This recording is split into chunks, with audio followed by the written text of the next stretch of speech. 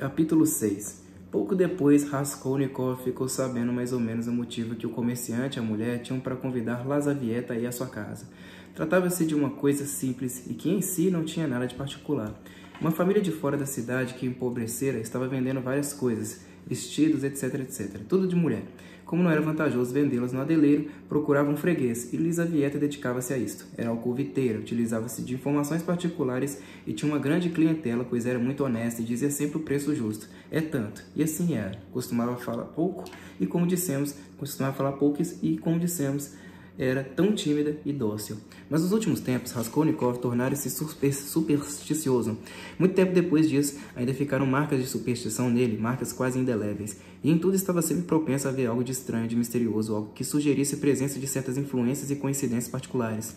Naquele mesmo inverno, acontecera que um estudante amigo seu, Pokoriev, que partia para Kharkov, lhe deu, durante uma conversa, o endereço da velha Aliona Ivanovna, para o caso de ele alguma vez necessitar empenhar alguma coisa. Durante muito tempo nunca procurou, porque dava aulas, e fosse como fosse, sempre ia arranjando algum dinheiro. Mas 1 mês e meio atrás lembrou-se do endereço que lhe tinha indicado.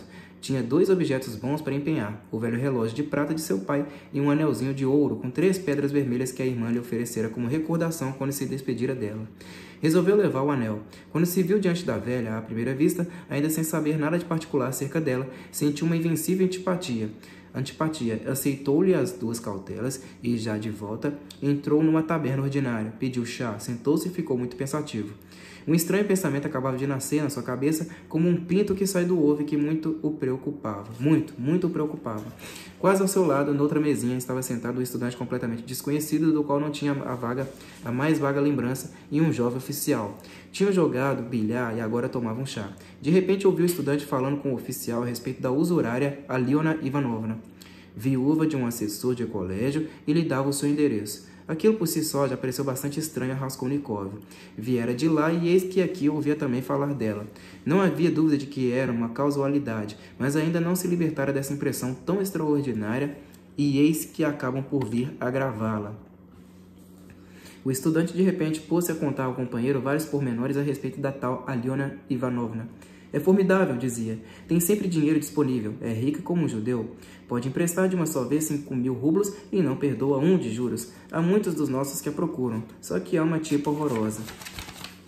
E começou a contar-lhe como ela era má e teimosa, que bastava uma pessoa atrasar-se 1 dia em resgatar o penhor para que o considerasse perdido. Dava a 4ª parte do que valia um objeto, mas cobrava 5% e até 6% de juro mensal, etc. O estudante falava pelos cotovelos e contou também ao amigo que a velha tinha uma irmã, Lizavieta, e que apesar de ser pequenina e franzina, batia nela continuamente, e a irmã vivia numa autêntica servidão como se fosse uma criança, apesar de ter quase 1,80 m. É outro fenômeno, exclamou o estudante e pôs-se a rir. Começaram a falar de Lizavieta. O estudante falava dela com certa satisfação pessoal, por entre risos, e o oficial pediu-lhe que mandasse a tal Lizavieta à sua casa para que tratasse da sua roupa branca. Raskolnikov não perdia uma só palavra e ficou assim a par de tudo. Lizavieta era a irmã mais nova, por parte de mãe da usurária, e já tinha 35 anos. Trabalhava na casa da irmã dia e noite, fazia as vezes de cozinheira e de lavadeira ao mesmo tempo, e além disso cozia para fora e ia limpar outras casas, entregando tudo quanto ganhava a irmã. Não se atrevia a aceitar qualquer encargo ou trabalho sem pedir previamente autorização à velha. Esta fizera um testamento que a própria Lizavieta conhecia, no qual não lhe deixava nem 1 centavo, apenas uns móveis, algumas cadeiras, etc. Legava todo o dinheiro a um certo mosteiro no governo de H, para eterno descanso da sua alma. Lizavieta pertencia à classe média, e não à burocracia. Era solteira e terrivelmente sem graça, muito alta, com pés enormes, um pouco virados para dentro, sempre calçados com os sapatos cambados, mas de boa qualidade. O que mais fazia o estudante rir era que Lizavieta estava quase sempre grávida.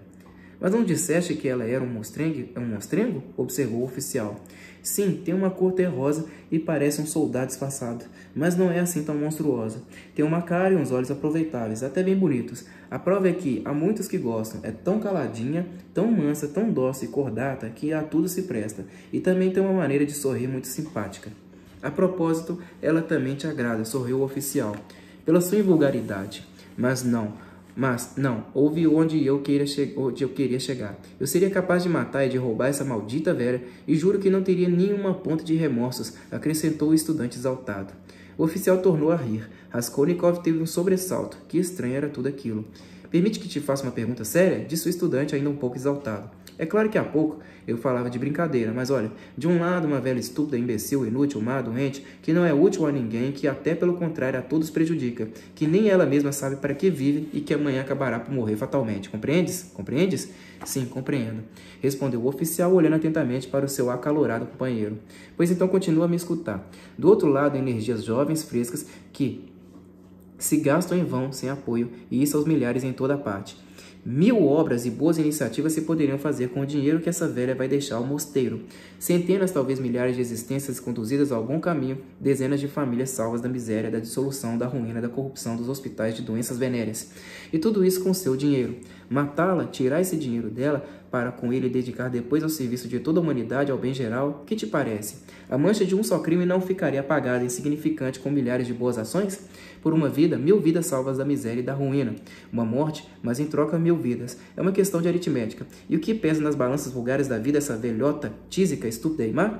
Não mais que a vida de um piolho, de uma barata, e pode ser que ainda menos, já que se trata de uma velha má. Ela se alimenta da vida alheia, é má. Não faz muito tempo que mordeu de raiva um dedo de Elisa Vieta, por pouco não o arrancou. Com certeza que não merece viver, observou o oficial, mas a natureza é assim. Ah, meu amigo, sim, mas pode-se melhorar a natureza e dirigi-la, e sem isso nós afundaríamos em preconceitos. Sem isso não teria nascido nenhum só grande homem. Dizem, o dever, a consciência. Eu não quero dizer nada contra o dever e a consciência, mas vamos ver se nos entendemos. Espera, vou te fazer outra pergunta. Ouve. Não, espera tu, que sou eu quem vai te perguntar. Escuta, está bem.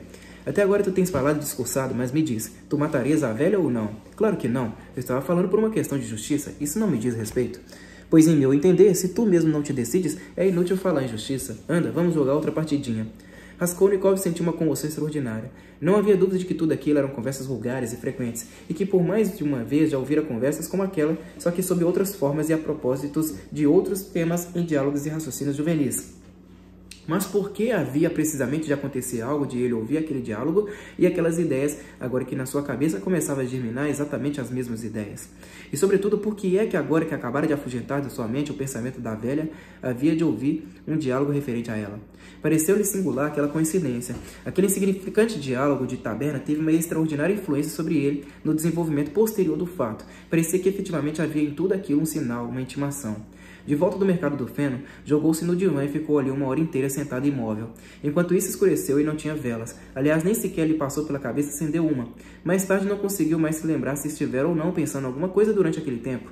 Finalmente tornou a sentir a febre noturna, calafrios e concluiu com prazer que o divã também podia lhe servir de leito.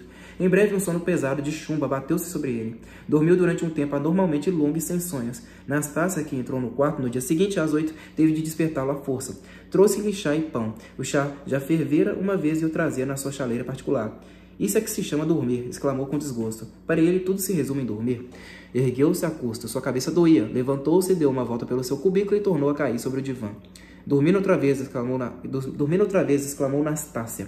Mas estás doente ou o que tens? Ele não respondeu. Não queres chá? Daqui a pouco, respondeu ele com esforço. Tornou a fechar os olhos e virou-se de cara para a parede. Nastácia inclinou-se sobre ele. Pode ser que estejas doente, disse, deu meia volta e saiu. Voltou de novo às 2 com a sopa. Ele continuava deitado como antes. O chá permanecia intacto. Nastácia zangou-se e pôs-se a provocá-lo indignada. Por que estás tão preguiçoso? Exclamou, olhando-o com antipatia. Ele se ergueu e sentou-se, mas sem lhe dizer nada e com os olhos fixos no chão. Estás doente ou não? Perguntou-lhe Nastácia, que também dessa vez não obteve resposta. Devia sair, disse, depois de um silêncio. O ar te fará bem. Vais almoçar ou não? Logo, logo, respondeu ele debilmente. Vá embora, e agitou a mão.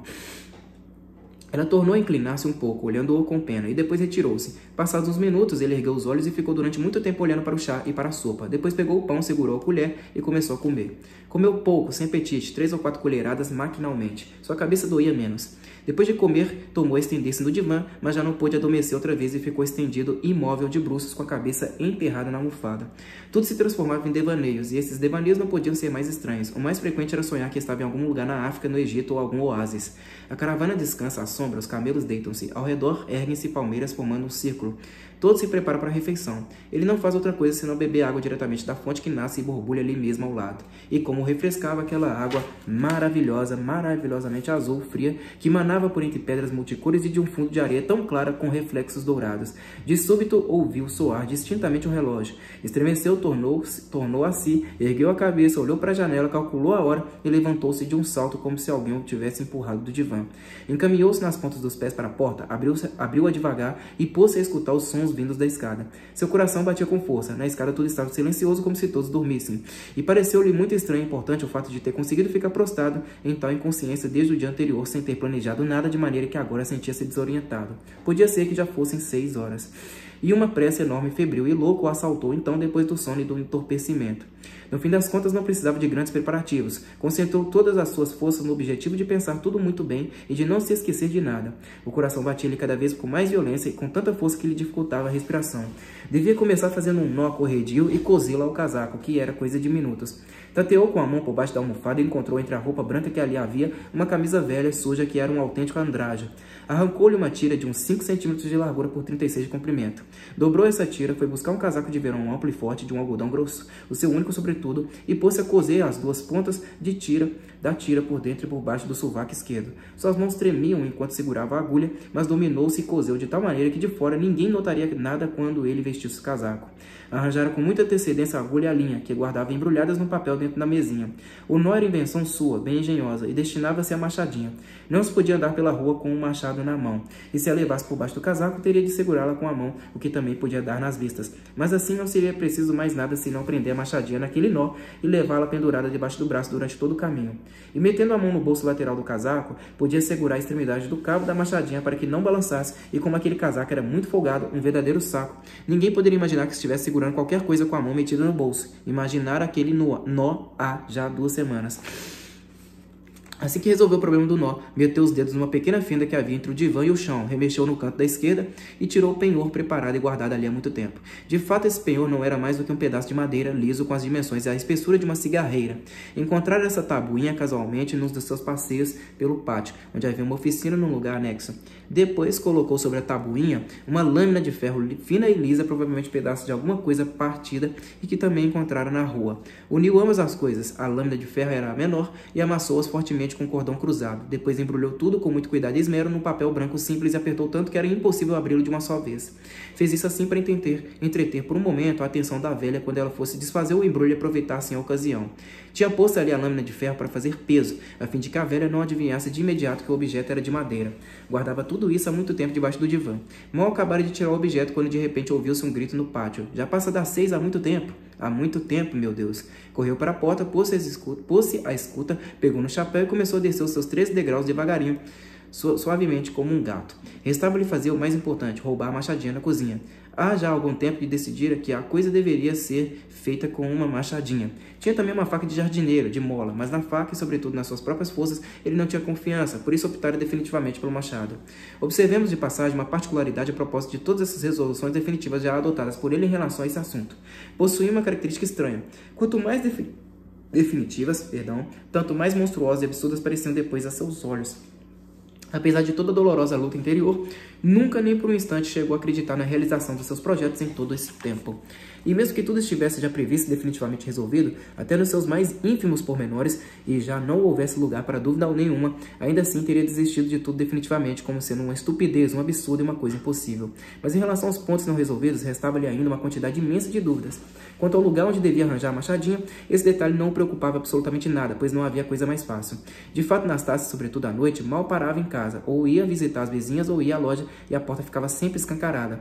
A dona da casa vivia ralhando com ela precisamente por causa disso. Portanto, ao chegar o momento, não havia mais nada a fazer, a não ser entrar devagar e pegar a machadinha, e depois, passado 1 hora, depois de tudo consumado, tornar a colocá-la outra vez no seu lugar. Mas também aqui surgiam algumas dúvidas. Suponhamos que ele voltasse após 1 hora para colocá-la outra vez no seu lugar, e Nastácia tivesse voltado durante esse tempo. Não havia dúvida de que teria de passar reto e esperar que ela tornasse a sair.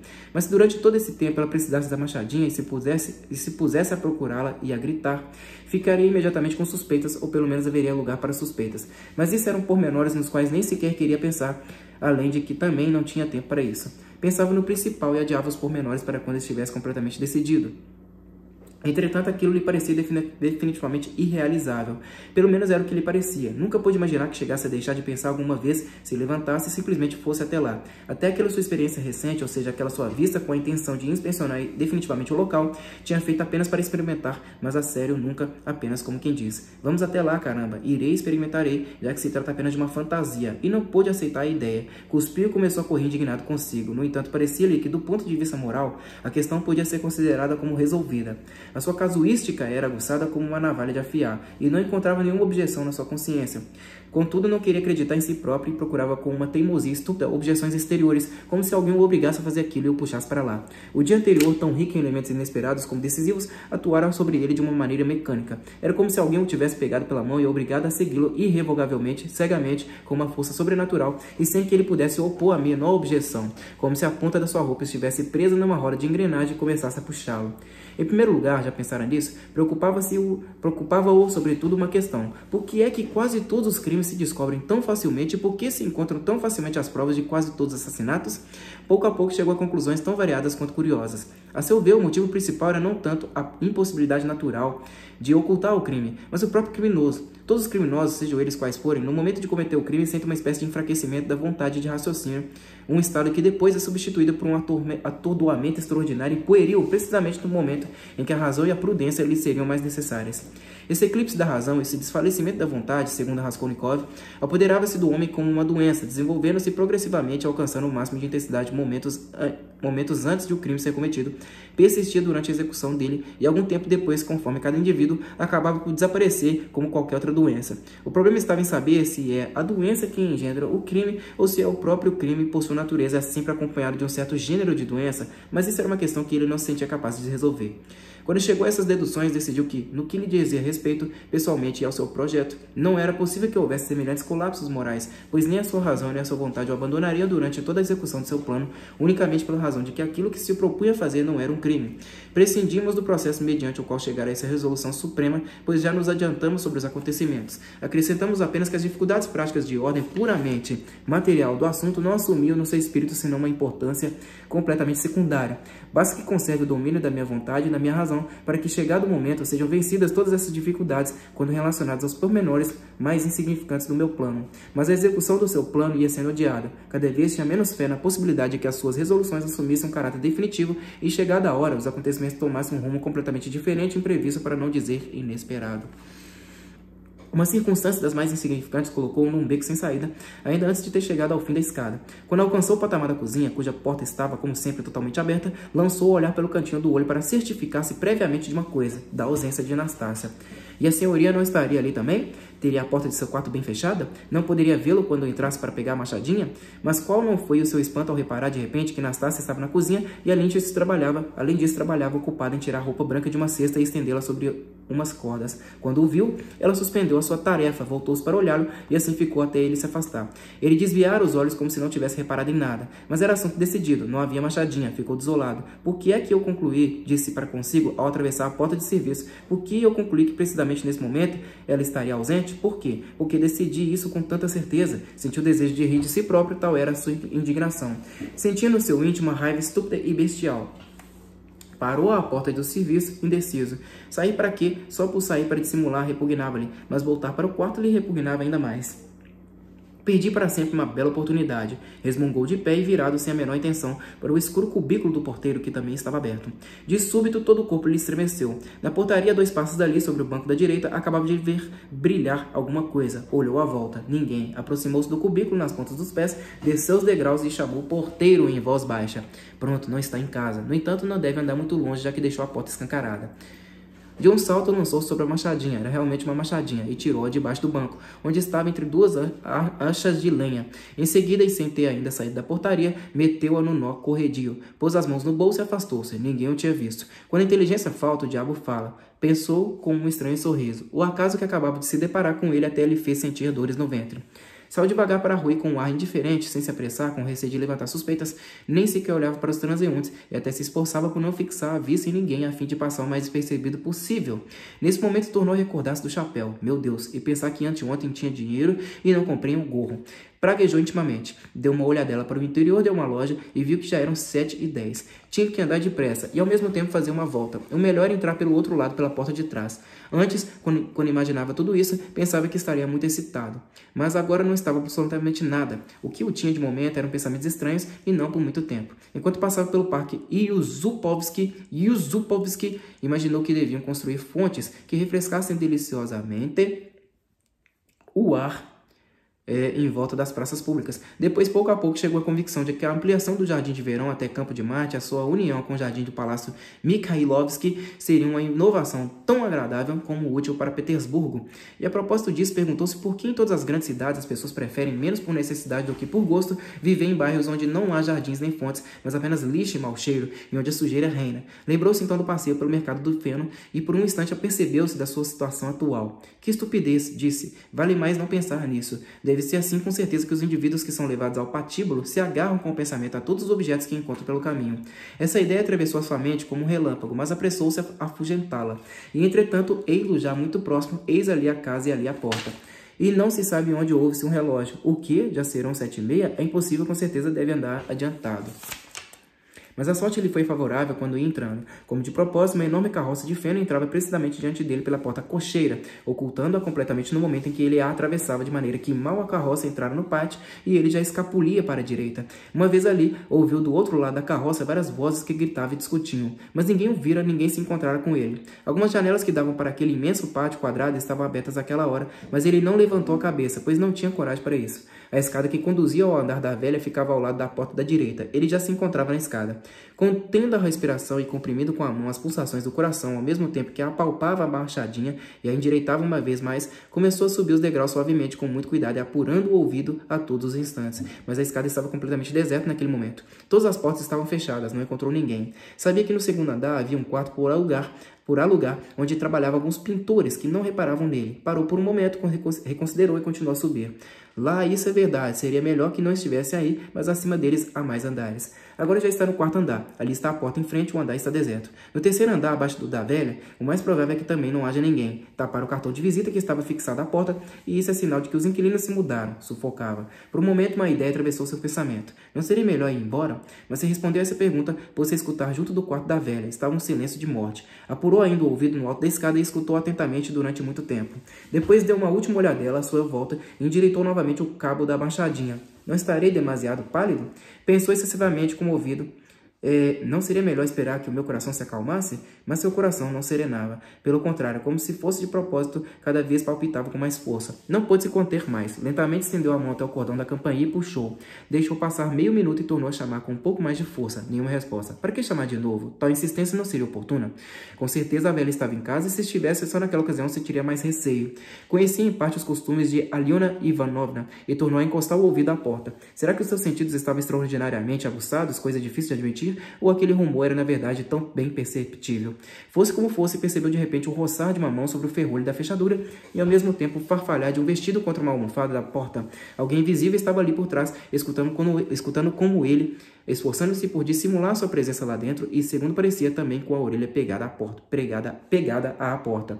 Movimentou-se de propósito e resmungou em voz alta para que não parecesse que estava se escondendo. E depois tornou a chamar pela terceira vez, mas devagarinho, suavemente e sem a menor mostra de impaciência. Mais tarde recordaria aquele momento com toda a exatidão. Tal foi a maneira como ele ficou fielmente gravado na sua memória. Nunca chegou a compreender como é que foi capaz de usar de tanta astúcia naquela ocasião, pois houve momentos em que seu raciocínio se nublou e em que mal sentia o corpo. Passado um momento, percebeu que puxavam o ferrolho. Capítulo 7. Como das outras vezes, a porta se abriu devagarinho e de novo 2 olhos penetrantes e receosos pousaram sobre ele, olhando do fundo da escuridão. Nesse momento, Raskolnikov perdeu o sangue frio e quase pôs tudo a perder por sua culpa. Receando que a velha se assustasse por se encontrar sozinha com ele e não acreditando que a sua cara e o seu aspecto fossem próprios para tranquilizá-la, segurou a porta e puxou-a atrás de si para que a velha não caísse na tentação de tornar a fechá-la. Por seu lado, ela não o puxou à porta, mas também não a largou, de maneira que por pouco ele não a arrastou juntamente com a porta até ao patamar. Quando viu que a velha continuava no umbral, atrapalhando a sua entrada, Caminhou direto para ela. Muito admirada, ela deu um pulo para trás, quis dizer qualquer coisa, mas não conseguiu e ficou olhando para ele com os olhos muito abertos. Boa noite, Aliona Ivanovna. Começou com um ar mais indiferente, mas com uma voz que já não lhe obedecia, entrecortada e trêmula. Trago-lhe um penhor, mas entremos, vamos para a luz. E empurrando-a com um gesto brusco, entrou no quarto sem que ela o tivesse convidado. A velha correu atrás dele e começou a falar. Meu Deus, mas que o senhor deseja? Quem é o senhor? O que quer? Ora, Aliona Ivanovna, sou seu amigo, Raskolnikov. Ouça, trago-lhe o penhor de que falei há pouco tempo. E estendeu-lhe o penhor. A velha ia examiná-lo, mas tornou a fixar mais uma vez seus olhos no do intruso. Contemplava-o atentamente com uma expressão maliciosa e receosa. Passou um minuto e ele julgou até perceber no olhar da velha qualquer coisa de irônico, como se ela já tivesse adivinhado tudo. Sentiu que perdia a cabeça, que quase estava com medo e que se o mutismo da velha se prolongasse meio minuto mais acabaria por fugir. Mas por que me olha tanto como se não me conhecesse? Disse ele também de repente com malícia. Aceite-o, se quiser, senão vou a outro lugar, não posso perder tempo. Disse essas palavras sem ter pensado, como se tivesse escapado de repente. A velha reconsiderou. Era evidente que o tom resoluto do visitante a animava. Mas, meu amigo, por que isto há de ser assim, tão de repente? Que é isso? Perguntou olhando para o objeto. Uma cigarreira de prata. Vamos, já lhe falei dela da última vez que estive aqui. A velha estendeu a mão. O senhor está tão pálido e suas mãos estão trêmulas. Está doente, não? Tenho febre, respondeu com uma voz convulsionada. Como é que não se há de estar pálido quando não se come? Acrescentou com muito custo. As forças tornavam a lhe faltar, mas a resposta parecia verossímil. A velha pegou o objeto. Que é isto? Perguntou olhando outra vez de alto a baixo para Raskolnikov e sopesando o objeto na mão. Pois esse objeto, a cigarreira de prata... Mas veja, nem parece prata. Vem muito bem embrulhada. Parar por aqui, pessoal. Página 91. Muito obrigado a todos vocês. Até a próxima. Falou.